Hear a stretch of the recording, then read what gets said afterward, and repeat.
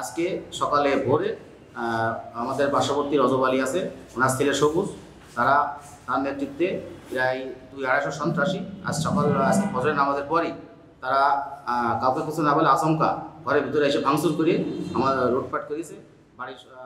জমিজমা সংক্রান্ত বিরোধের জের ধরে যশোরের কেশবপুর প্রেস ক্লাবের সাধারণ সম্পাদক আব্দুল্লাল ফুয়াদের বাড়িতে হামলা, ভাঙচুর ও পরিবারের সদস্যদের মারপিট করেছে দুর্বৃত্তরা। বৃহস্পতিবার সকালে উপজেলার মধ্যকুল গ্রামে হামলা, ভাঙচুর ও মারপিটের ঘটনা ঘটে। বর্তমানে সাংবাদিক পরিবারকে বাড়িছাড়া করে তা দখল করা হয়েছে। পরিবারের সদস্যরা নিরাপত্তাহীনতায় ভুগছে বলে দুপুরে প্রেস ক্লাব যশোরে এক সংবাদ সম্মেলনে অভিযোগ করেছেন সাংবাদিক ফুয়াদ।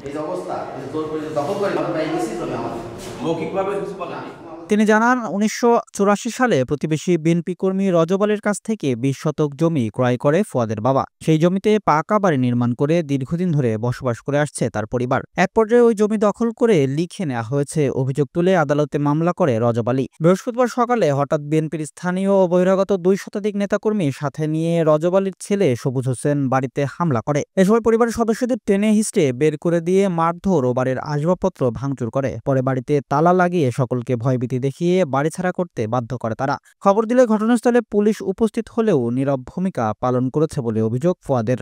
তবে পুলিশ বলছে, জমি নিয়ে দুটি পক্ষের দীর্ঘদিনের বিরোধ ছিল। বিরোধের জেরেই হামলার ঘটনা ঘটেছে। যেহেতু আদালতে মামলা চলমান, আদালত যে আদেশ দিবে সে অনুযায়ী ব্যবস্থা নেওয়া হবে।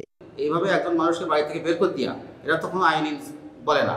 তারা এই যে হুমসিকালে বের করে দিল, আমি আমাদের কেশবপুর উপজেলা বিএনপি যে সেক্রেটারি আছে আমাদের শেখ শহীদ ভাই, তাকে জানাইছি, এবং বিএনপি উপজেলা বিএনপির সেক্রেটারি তাকেও জানাইছি, অনেককে জানাইছি। তারা সবাই ঢাকায় আছে বিভিন্ন প্রোগ্রামে। তারা বললো আমরা এই বিষয়টা দেখব কী করা যায়, কিন্তু তার আগে তো আমাদের যে অবস্থা। ডেস্ক রিপোর্ট, দৈনিক কল্যাণ।